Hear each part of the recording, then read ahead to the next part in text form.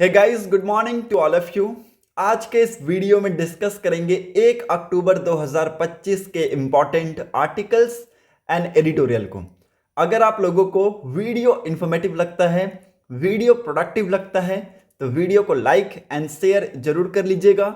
साथ ही साथ चैनल को सब्सक्राइब कर लीजिएगा and don't forget to click on the bell icon to get the latest video update. So let's move to the first page of the newspaper. Discuss करेंगे यहाँ के important news articles को। 7.42 crore voters on Bihar final electoral rolls at the end of SIR। तो बिहार में SIR को लेके जो revision चल रहा था वो समाप्त हुआ और अब बिहार के फाइनल इलेक्टोरल रोल पे 7.42 करोड़ वोटर्स हैं। जब इसको पहली बार रिलीज किया गया था 1 अगस्त 2025 को एज अ ड्राफ्ट के तौर पे, तो उस टाइम पे 7.24 करोड़ नेम्स थे और उस टाइम पे 65 लाख जो नेम्स हैं उनको रिमूव किया गया था। ये इंपॉर्टेंट है, इसके बारे में आप सभी को पता होना चाहिए। उसके बाद इनको ऑर्डर किया गया कि इसको रिवाइज किया जाए। उसके बाद आप देखेंगे कि रिवीजन के बाद इसमें जो फाइनल लिस्ट निकाला गया है 30 सितंबर 2025 को, उसमें 21.53 लाख नेम को ऐड किया गया है और 3.66 जो लाख नेम्स हैं उनको रिमूव किया है। Chief election commissioner Ganesh Kumar ने अपने टीम को थैंक्स कहा है इतने अच्छे एफर्ट के लिए। साथ ही साथ इलेक्शन कमीशन ने कहा है कि जो फिजिकल और डिजिटल कॉपीज हैं of the rolls being shared with the parties, इनको पार्टीज के साथ ये शेयर कर देंगे। तो जो भी इलेक्टर्स यहाँ पे कंप्लेंट्स हैं उनका, वो यहाँ पे कंप्लेंट फाइल कर सकते हैं with their copy before the district magistrate and state CEO। तो ये इंपॉर्टेंट है, इसके बारे में आप सभी को पता होना चाहिए। और अब बिहार के फाइनल इलेक्टोरल रोल पे 7.42 करोड़ वोटर्स हैं। ये इंपॉर्टेंट है, इसको यहाँ पे लिख लीजिएगा एज ऑन 30 सितंबर 2025। होप आप लोगों को ये आर्टिकल क्लियर हो गया होगा, यहां पर और कुछ है नहीं। So let's directly come to the 5th page of the newspaper. यहां पे एक इंपॉर्टेंट न्यूज है। प्राइम मिनिस्टर नरेंद्र मोदी जी ने पार्टिसिपेट किया है in puja festivals at Chittaranjan park in Delhi और इन्होंने यहाँ पे कहा कि जो दुर्गा पूजा है it reflects the spirit of unity and cultural vibrancy. साथ ही साथ इन्होंने यहाँ पे प्रेयर ऑफर किए काली मंदिर में और यहाँ पे नाइबरहुड आइकॉनिक दुर्गा पूजा जो पंडाल है उसको विजिट किए, जो कि कौन ऑर्गेनाइज कर रहा था, CR पार्क काली मंदिर के सोसाइटी वालों यहाँ पे ऑर्गेनाइज कर रहे थे। तो ये इंपॉर्टेंट है, इसके बारे में भी आप सभी को पता होना चाहिए। सो लेट्स मूव अहेड, यहाँ पर और कुछ है नहीं। मूव करते हैं 6th पेज पे। Karnataka CM announces aid for flood hit farmers. जो फ्लड हिट फार्मर्स हैं उनके लिए कर्नाटका CM ने एड अनाउंस किया है। इन्होंने एरियल सर्वे किया और इन्होंने क्या पाया कि बहुत सारे जो क्रॉप हैं वो डैमेज हो गए हैं। अप्रॉक्सीमेट इन्होंने बताया कि 9.6 लाख के आसपास जो क्रॉप्स हैं, 9.6 लाख हेक्टर के आसपास जो क्रॉप्स हैं वो डैमेज किए हैं अक्रॉस द स्टेट और इन्होंने यहाँ पे एड अनाउंस किया है। और इन्होंने ये भी बताया कि वो जो 9.6 लाख हेक्टर्स हैं उसमें से 9.03 लाख हेक्टर्स मात्र 9 नर्दर्न डिस्ट्रिक्ट में हैं। कर्नाटका के 8 नर्दर्न डिस्ट्रिक्ट में आपको ये 9.03 जो लाख हेक्टर्स जो अफेक्टेड डैमेज क्रॉप है वो आपको यहाँ पे नर्दर्न डिस्ट्रिक्ट में देखने को मिलेगा। तो इन्होंने कहा है कि यहाँ पे पर हेक्टर पे 8,500 के हिसाब से दिया जाएगा as per according to the NDRF norm. तो NDRF के नॉर्म के हिसाब से पर हेक्टर पे 8,500 यहाँ पे हर फार्मर को दिया जाएगा जिनके जो क्रॉप्स हैं वो यहाँ पे डैमेज हुए हैं। होप आप लोगों को ये आर्टिकल भी क्लियर हो गया होगा, यहाँ पर और कुछ है नहीं। So let's directly move to the editorial page of the newspaper. यहाँ पे हम लोग आते हैं, दोनों ही एडिटोरियल को आप लोग इजीली स्किप कर सकते हैं। There is nothing to read in the editorial page. So let's move to the opinion page of the newspaper. More womens join the labour force but are they really employed. देखिए यहाँ पे अगर आप female labour force participation rate देखें तो यहाँ पे बढ़ा है, बट क्या वो एक्चुअली एम्प्लॉयड है या नहीं ये हमें क्लियर डाटा नहीं मिलता है। बिकॉज रूरल एरियाज की अगर मैं बात करूं तो it is very difficult to separate womens domestic responsibilities from their role as helper in household enterprises. ठीक है, तो ये बहुत ही ज़्यादा डिफिकल्ट हो जाता है वुमेन्स के डोमेस्टिक रिस्पॉन्सिबिलिटीज़ को सेपरेट करना from their roles as they are working as a helper. तो ये यहाँ पे बहुत ही ज़्यादा डिफिकल्ट होता है, even most difficult in the rural areas. अभी आप यहाँ पे देखेंगे कि जो female labour force participation rate है 2023-24 का, ठीक है, female labour force participation rate FLFPR, तो ये इंपॉर्टेंट है, इसको यहाँ पे आप लोगों को लिख लेना है। 2023-24 का जो डाटा है इसको आप लोगों को लिखना है, और इसमें यहाँ पे female labour force participation rate कितना है, 41.7%। ओके, इसमें हमें सिंकिंग देखने को मिला था, इसमें हमें सिंकिंग देखने को मिला था कब, 2017-18 में, 2017 और 18 के बीच में। अर्लियर इट वाज कितना था उस टाइम पे, 23.3% था। और 2011-12 में देखेंगे तो ये कितना था, 2000, यहाँ पे लिख देता हूँ मैं, 2011-12 में कितना था ये, 31.2%। तो क्लाइंब होने से पहले 2011-12 के बाद 2023-24 में क्लाइंब होने से पहले आप देखेंगे 2017-18 में ये गिर के कितना आया था, ये गिर के आ गया था 23 पे। ठीक है, तो ये गिर के कितना आ गया था, 23 पे ये आ चुका था। तो ये इंपॉर्टेंट है, इसके बारे में आप सभी को पता होना चाहिए, और यही सारी चीजें इस पैरा में बताई गई हैं। The female labour force participation rate measures the share of womens who are either employed और actively seeking work. A higher female labor force participation rate is often seen as a sign of greater gender equality and more dynamic labor markets। ठीक है, तो अगर मान लीजिए कि higher female labour force participation rate है तो हमें क्या देखने को मिलता है, जेंडर इक्वालिटी हमें देखने को मिलता है, और डायनेमिक लेबर मार्केट हमें देखने को मिलता है। देखिए हमारा यहाँ पे जो डाटा मैंने आपको बताया है कि 11-12 में अर्लियर इट वाज कितना का, 31.2%। 2017-18 में ये गिर के कितना हो गया, 23.3%। उसके बाद अगेन आप देखेंगे कि हमें इसमें स्पाइक देखने को मिला 2023-24 में, और अब female labour force participation rate कितना है, 41.7% के आसपास है। तो वही सारी चीज़ें यहाँ पे बताई गई हैं। बट अगर आप इसको और क्लोज में देखें तो आप यहाँ पे देखेंगे कि बहुत सारी जो बैरियर्स हैं उनका सामना फीमेल्स करती हैं, स्पेशली इन टू टर्म्स। एक तो हो गया अर्निंग के टर्म्स में, और दूसरा what the kind of job available to them. इसमें यहाँ पे वुमेन्स जो हैं वो बहुत ज़्यादा यहाँ पे फेस करती हैं। इंडिया में अगर आप देखें तो वर्कर्स को ब्रॉडली 3 कैटेगरीज में डिवाइड किया जाता है।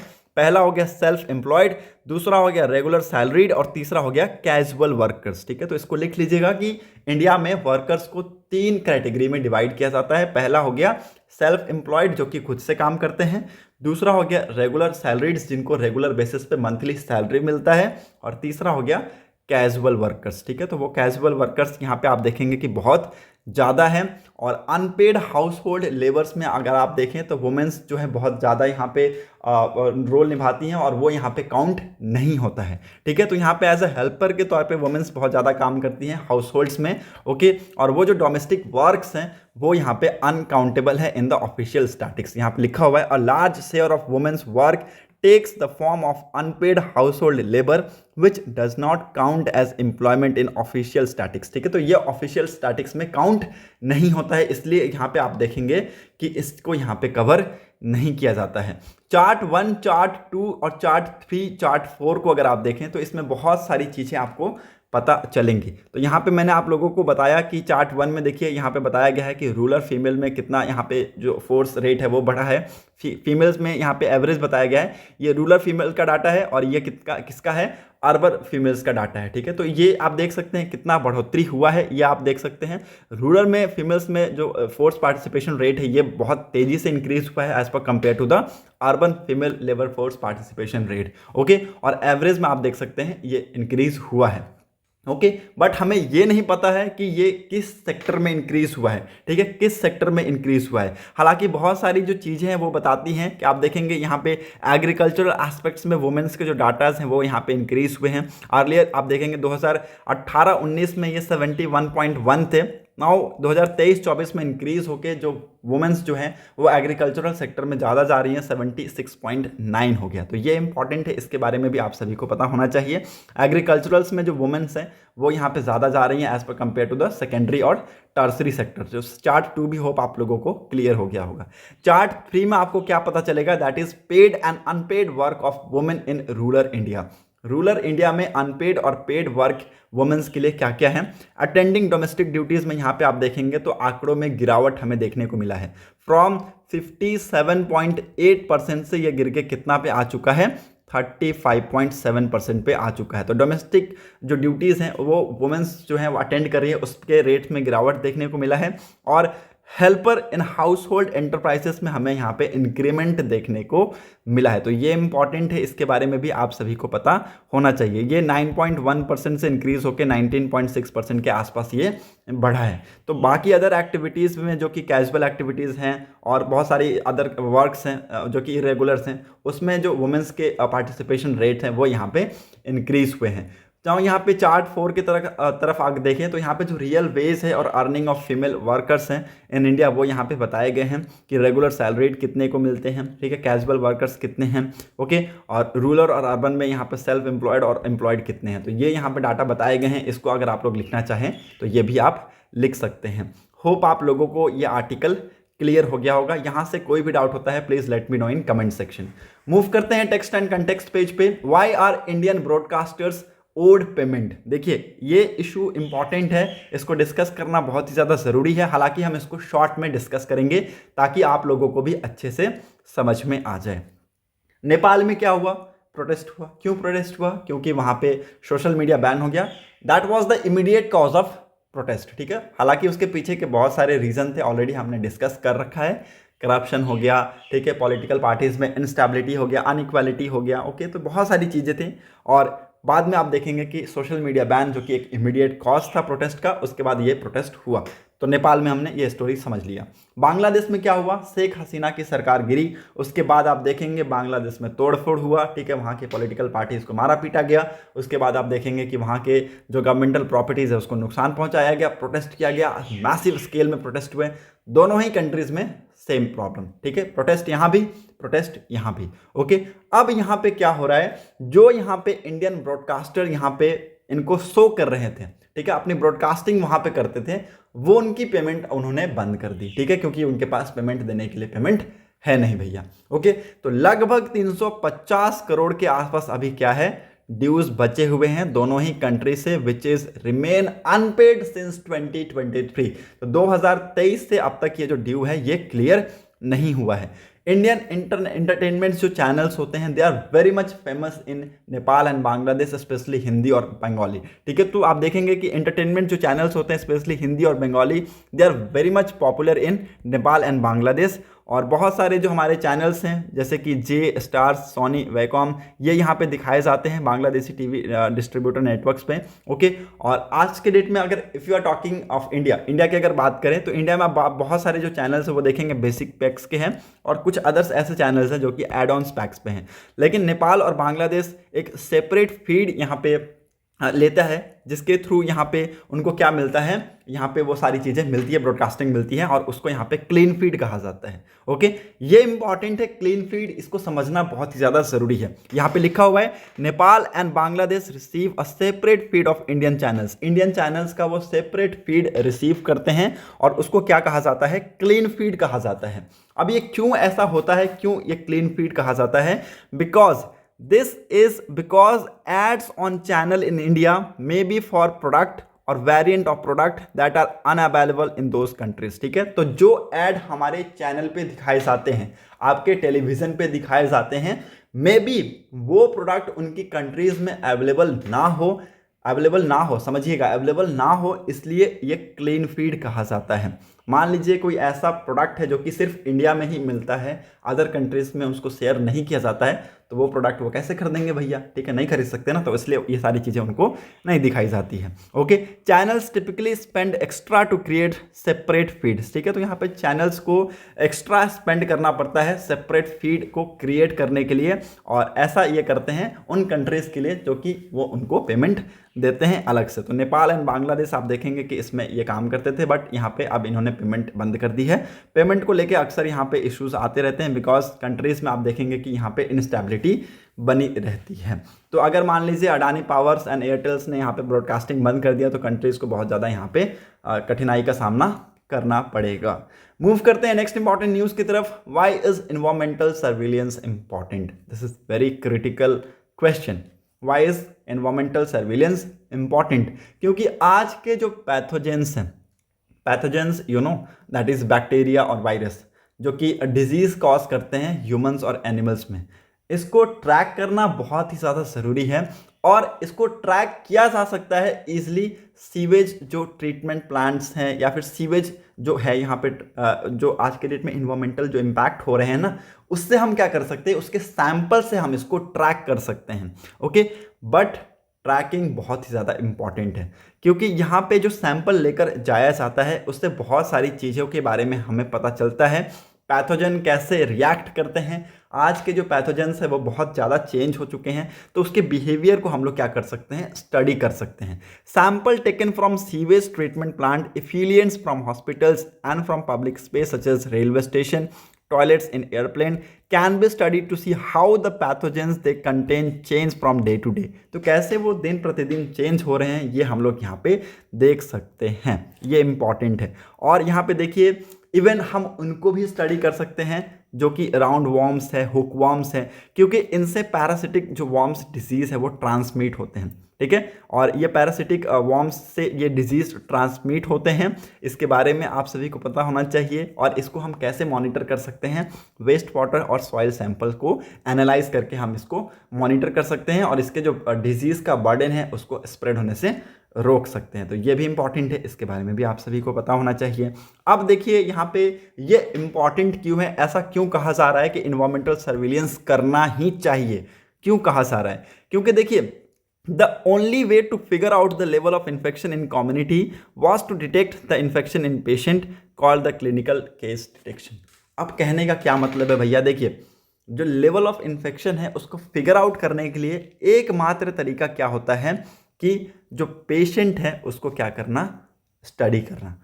तो यहाँ पे देखिए उसी को क्या कहते हैं, उसी को कहते हैं क्लिनिकल केस डिटेक्शन कहते हैं। तो पेशेंट को क्या किया जाता है, जो पेशेंट में मान लीजिए कमी पाई जाती है, उनके अंदर डिजीज़ है, उसके स्टडी की जाती है, उसके पैथोजेंस को पढ़ा जाता है और उसको यहाँ पे बताया जाता है कि इस लेवल का इन्फेक्शन आपकी बॉडी में है। हाउएवर देखिए यहाँ पे सारे इन्फेक्टेड जो पीपल हैं वो यहाँ पे सिम्टम्स शोज नहीं करते हैं, तो इसके बारे में भी आप सभी को पता होना चाहिए। Not all infected peoples might shows symptoms और might not choose to be tested if symptoms are mild. तो यहाँ पे देखिए ऐसा नहीं है कि जितना सिम्टम्स है उतना ही यहाँ पे इन्फेक्टेड नंबर्स ऑफ पीपल भी होंगे। तो ये यहाँ पे गलत चीज़ है, ये जो मिथ है ये गलत है। The number of people who are really tested might not reflect the true number of people those who are infected. तो इसलिए यहाँ पे कहा जा रहा है कि इन्वायरमेंटल सर्विलेंस बहुत ही ज़्यादा इंपॉर्टेंट है, ताकि उसके बिहेवियर को पढ़ के हम ऑलरेडी प्रिडिक्ट कर सके ये सारी चीज़ें। होप आप लोगों को यहाँ पे ये सारी चीज़ें क्लियर हो गई। Now what is India doing, India क्या कर रहा है ये आपको पता होना चाहिए। इंडिया ने रिसेंटली यहाँ पे ICMR को परमिशन दिया है कि आप ऐसे इनिशिएटिव को इनिशिएट कीजिए और यहाँ पे वेस्ट वाटर जो सर्विलियंस है उसको कंडक्ट कराइए for 10 viruses across the 50 cities, ठीक है। तो ये इंपॉर्टेंट है, हेल्थ सर्विलियंस को यहाँ पे बढ़ाने के लिए ये सारे जो डिसीजन है ये ऑलरेडी हमारे गवर्नमेंट ने ले रखे हैं। होप आप लोगों को ये आर्टिकल भी क्लियर हो गया होगा। मूव करते हैं नेक्स्ट इंपॉर्टेंट न्यूज़ की तरफ, यहाँ पर और कुछ है नहीं, so let's move ahead. India got 8% more monsoon rainfall this year says IMD। तो यहाँ पे देखिए IMD इंडिया मेट्रोलॉजिकल डिपार्टमेंट ने कहा है कि इस साल इंडिया ने 8% ज़्यादा मानसून रेनफॉल रिसीव किया है, और ये बहुत ही ज़्यादा इंपॉर्टेंट है। It is 5th highest since 2001 and 38 highest in 1901। तो ये इसको लिख लीजिएगा, ये इंपॉर्टेंट है। अक्सर एग्जाम्स में क्वेश्चन अगर पूछे जाते हैं रेनफॉल और क्लाइमेट चेंज में, तो आप इसको ऐसा इंपैक्ट के तौर पे डाल सकते हैं। India this year receive 8% more monsoon rainfall than normal, the 5th highest since 2001 and 38th highest since 1901, Indian meteorological department said on Tuesday. और आप देखेंगे कि ये मोस्टली अगर आप देखें तो ये हमें सीजनल एवरेज से ज़्यादा देखने को मिला है। ओके, इन्होंने ये डाटा रिलीज़ किया है कि seasonal rainfall over the north west India, central India and southern peninsula was 27%, 15% and 10% more than their seasonal average. ठीक है, तो सीजनल एवरेज से आप देखेंगे कि नॉर्थ इंडिया में, साउथ इंडिया में और सेंट्रल इंडिया में आपको रेनफॉल में बढ़ोतरी देखने को मिला है, जिसकी वजह से बहुत ज़्यादा यहाँ पे डैमेज भी हुआ है। क्लाइमेट्स को लेके आप देखेंगे कि एग्रीकल्चर पे इसका इम्पैक्ट हमें देखने को मिलता है। मूव करते हैं नेक्स्ट इंपॉर्टेंट आर्टिकल की तरफ। यहाँ पर और कुछ है नहीं। Canadian foreign minister meets Jaishankar in New York to visit India on 13th and 14th of October. ठीक है, तो यहाँ पे कैनेडियन फॉरेन जो मिनिस्टर है वो यहाँ पे जयशंकर जी से न्यूयॉर्क में मिली और वो यहाँ पे इंडिया को विजिट करेंगे। कब? 13 और 14 अक्टूबर को। तो इंडिया और कनाडा के बीच में हो सकता है जो रिलेशन है वो आने वाले टाइम में सुधरता हुआ आपको देखने को मिले। Let's move to the 14th page of the newspaper. Bihar has fewer passport and foreigner act cases. Illegal migration and infiltration have been raised as a key issue ahead of Bihar poll of BJP. Bharatiya Janata party का यहाँ पे की issue है क्या? Illegal migration और infiltration. और इन्होंने कहा है कि नेशनल क्राइम रिकॉर्ड ब्यूरो ने पिछले कुछ सालों में अगर आप देखें तो बिहार में बहुत कम यहाँ पे केसेस रिकॉर्ड किए हैं। 2023 में अगर आप देखें तो सिर्फ 5 cases which is related to what? Foreigner and passport act, उसको रजिस्टर्ड किया गया है। 2022 और 21 में ये 3 और 1 था, तो इसके बारे में भी आप सभी को पता होना चाहिए। ये डाटा रिलीज़ किया गया है। 2023 में पूरे इंडिया में अगर आप देखें तो 2290 केसेस रजिस्टर्ड किए गए हैं under registration of foreigner act 1939, foreigner act 1946, passport act 1967, immigration act 1983, citizenship act 1955 according to the crime in India report 2023 release by the NCRB. ठीक है, नेशनल क्राइम रिकॉर्ड ब्यूरो ने यह डाटा रिलीज किया है। किस रिपोर्ट के तहत? Crime in India report 2023 के तहत। और ज़्यादातर जो केसेस हैं वो आपको वेस्ट बंगाल में 1050, उसके बाद आपको यहाँ पे त्रिपुरा में 277, उसके बाद महाराष्ट्र में 272, फिर 167 in Tamil Nadu and 78 in Punjab. Okay, तो यहाँ पे इन्होंने कहा है कि ये जो हमारा इशू है ये की इशू है इन दिस इलेक्शन। ओके, और इन्होंने ये कहा है कि मोस्ट ऑफ देखें तो ये सारी जो चीज़ें हैं इसको सुधारने की कोशिश की जाएंगी और यहाँ पे अगर जो यहाँ पे कल्प्रिट है उसको यहाँ पे पनिशमेंट दिया जाएगा। तो ये भी आप सभी को पता होना चाहिए। मूव करते हैं नेक्स्ट इंपॉर्टेंट न्यूज़ की तरफ। इसी के पैरेलल में एक और इंपॉर्टेंट न्यूज़ है। Over 1.73 lakhs killed in road incidents in 2023, 1.6% rise says NCRB। National crime record bureau ने अगेन एक और डाटा रिलीज किया है। इन्होंने कहा है कि 2023 का साल में अगर आप देखें तो 1.73 लाख जो लोग हैं उनकी यहाँ पे डेथ हो गई और 4.47 लाख जो लोग हैं वो यहाँ पे इंजर्ड हुए हैं इन रोड इंसिडेंट। ये इंपॉर्टेंट है, ये 2023 का डाटा है, इसको लिख लीजिएगा। और ज़्यादातर जो केसेस है वो हमें टू व्हीलर्स में देखने को मिले हैं। टू व्हीलर्स राइडर्स में हमें जो विक्टिम्स है वो ज़्यादा देखने को मिले हैं। 46% जो विक्टिम्स है वो टू व्हीलर्स के केस में हमें देखने को मिले हैं। और these datas are as per record to the national crime record bureau. इन्होंने ये डाटा रिलीज़ किया है, तो इसको अगर आप देखना चाहें तो देख सकते हैं। इन्होंने ये भी कहा है कि हाईएस्ट नंबर ऑफ चांस जो इंसिडेंट का होता है वो 6 बजे से लेकर रात को 9 बजे के आसपास होता है। तो इस टाइम पे आपको यहाँ पे केयरफुली गाड़ी को चलाना है, क्योंकि देखिए टू व्हीलर्स क्या होता है बैलेंस करने के लिए नहीं होता है। फोर व्हीलर्स में तो फिर भी बैलेंस हो जाता है। फोर व्हीलर्स में ज़्यादातर अगर आप जो एक्सीडेंट होते हैं वो स्पीड की वजह से होते हैं। ओके, बट टू व्हीलर में हो सकता है बाइक स्लिप कर जाए, हो सकता है बहुत सारी चीज़ें होती है टू व्हीलर्स में। ओके, तो उसकी वजह से भी इंसिडेंट होते हैं। बट यहाँ पे ज़्यादातर जो चीज़ें कही गई हैं कि जो major cause of road accident है वो क्या है? स्पीडिंग और केयरलेस ड्राइविंग। केयरलेस ड्राइविंग और स्पीडिंग बहुत एक प्रोमिनेंट रीज़न है किसका? यहाँ पे एक्सीडेंट का। ठीक है, तो रोड एक्सीडेंट के पीछे के ये 2 मेन रीज़न इन्होंने बताए हैं। और 6 बजे शाम से लेकर रात 9 बजे के बीच में ये इंसिडेंट आपको ज़्यादातर देखने को मिलते हैं, ये भी यहाँ पे इन्होंने कहाँ है। ओके, और most of the deaths are from the two wheeler reported in Tamil Nadu 11,490 के आसपास, उसके बाद उत्तर प्रदेश में 8,370 के बाद। उसके बाद आप देखेंगे कि एसयूवीज कार और जीप्स के जो इंसिडेंट्स है उसमें भी हमें यहाँ पे इंक्रीमेंट देखने को मिला है। इसमें सबसे ज़्यादा यहाँ पे उत्तर प्रदेश में है, उसके बाद आपको देखने को मिलेगा अदर स्टेट्स में। ठीक है, तो ये भी इंपॉर्टेंट है, इसके बारे में भी आप सभी को पता होना चाहिए। मूव करते हैं नेक्स्ट इंपॉर्टेंट न्यूज़ की तरफ। यहाँ पर और कुछ है नहीं, सो लेट्स मूव अहेड। यहाँ पे भी आपको कुछ भी नहीं मिलेगा। वर्ल्ड सेक्शन में आपको यहाँ पे ये जानना है कि हमास ने रिव्यू किया है। व्हाट? हमास ने रिव्यू किया है Israel backed Gaza truce plan as a Trump gives deadline. तो ट्रम्प ने यहाँ पे इनको 3 से 4 दिन का डेडलाइन दिया है, इनको अल्टीमेटम दिया है कि आप इसको यहाँ पे देखें और कोशिश करें कि यहाँ पे क्या किया जाए, एक ट्रूस डील साइन की जाए।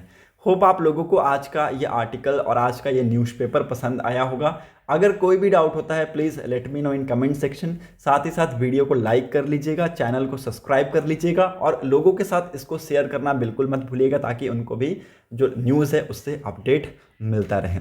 होप आप लोगों को वीडियो अच्छा लगा होगा।